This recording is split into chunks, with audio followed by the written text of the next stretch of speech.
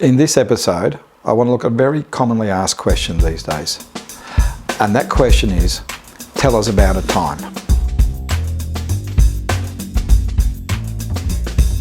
I like the logic to this question. This question has a lovely logic to it, and it's simply the best predictor of future behaviour is past behaviour. So if you tell us about a time you dealt with this problem, that will indicate to us how well you're going to deal with that problem again when it arises in the future. I love that logic. But there's a real problem with this question.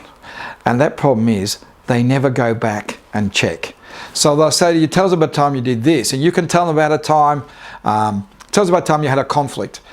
And you can tell them about the time you had a conflict and how you fixed it, and you really should be in the Middle East sorting out conflicts there, you were so good at it. And the problem is it's not true. You just made it up. Because they never go back and check. So those people who can construct a really good time, that something happened and that they were central to a resolution, do so much better. And honest people, wearing their heart on their sleeve, who are trying to look for the right answer, the honest answer, struggle. That's why I don't like this question. The worst answer to this question would be to start off by saying, well, about 3 months ago, and tell them about a time. I know the question was tell us about a time, but if you go straight into telling about the time, what you're doing is you're giving them the right answer. There'll be no wisdom, no insight, no understanding in that answer. It will not be a good answer. For every single tell us about a time question, you need to, first of all, 2 paragraphs if you like. First one, your philosophy to that particular issue. Secondly, the time. They're asking you to tell us about a time, so you have to tell them about a particular time. But frankly, they're not interested in a particular time. When they ask you the question, tell us about a time you did this, they don't really want to know what you did. They're wanting to know why you did it, what drives you, what's your philosophy to that issue. Well, let's make it easy for them. Let's put the philosophy naked up the front, and then after that, tell them about the time. So if you're asked, tell us about a time you had a conflict with somebody you worked with, your answer may look something like this. Well, if I'm passionate about what I do, and I am, and I'm lucky enough to work with other people who are passionate about what they do, and I have been that lucky, then sooner or later there'll be some conflict. And you know something? That conflict, it's really healthy. It shows that people care. I think we should go this way. No. I think we should go this way. People are passionate about what they do. I've worked in workplaces where there was no conflict. You know why? Because nobody gave us stuff. I think we should go this way. Yeah, if you want. You're not going to get conflict there. Some conflict in a workplace is healthy because it shows people care, they have a view, they have a vision. The trick is, how do you have the conflict in the workplace and never make it personal? You and I should be able to have a heated discussion about what we should be doing in the future because we disagree. There's a conflict there. And after that, we should be able to get a cup of coffee and say, how did your team go on the weekend? And get on quite well on a personal level because our disagreement was never personal. Good logic must give way to better logic, but I need to hear that logic. And I think the best, most creative culture we can create in a workplace is where people make their case. I reckon we should go this way for these reasons, for this logic.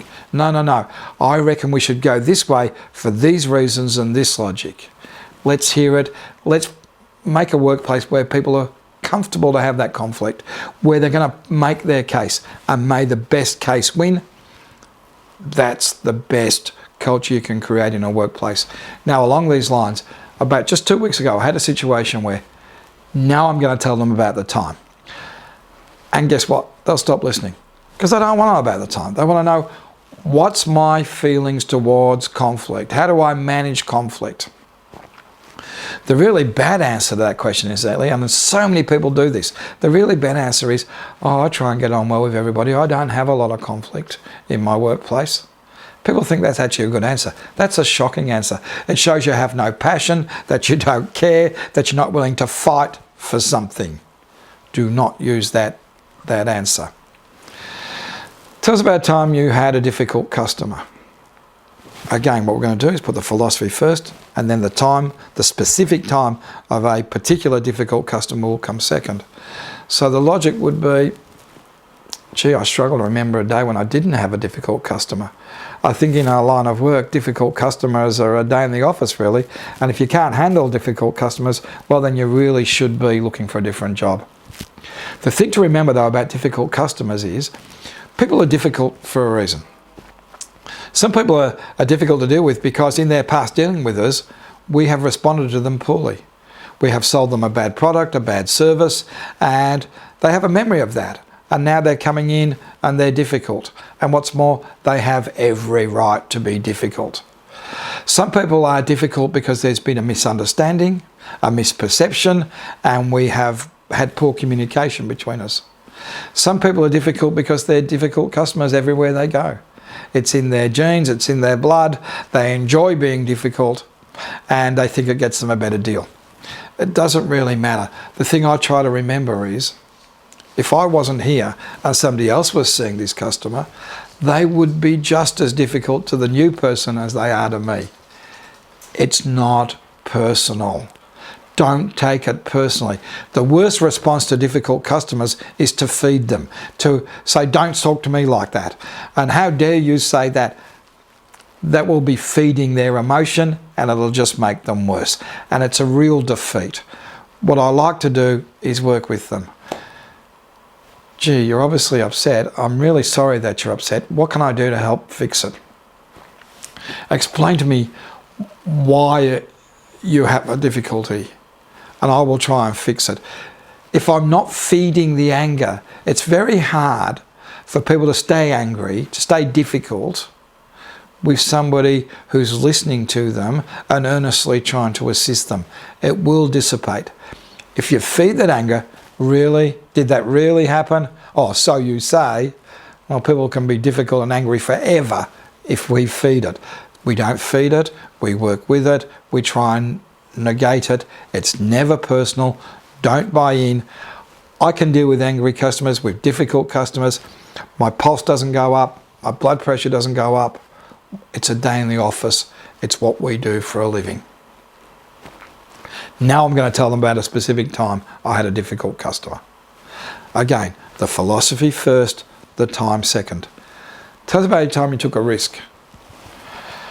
Well, I think basically all decisions we make are a risk. We take a risk that we made the right decision. Wherever we've got options and we choose one option over another option, it's a risk that we've chosen the right option. Understand that. I'm not a gambler. I don't like gambling. A lottery ticket occasionally is as much gambling as I do.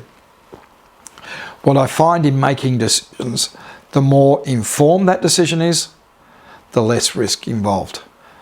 When I look back to where I've made my worst decisions, it's when I've been under pressure, under stress, and I've had to make a decision on the run.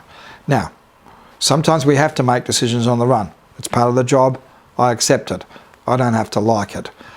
My more natural state is to make an informed decision, to do some research, to look into a matter, to know the pros and cons, and to make a decision which I can articulate. I have made this decision for these reasons. My line of logic for making the decision, nice and transparent.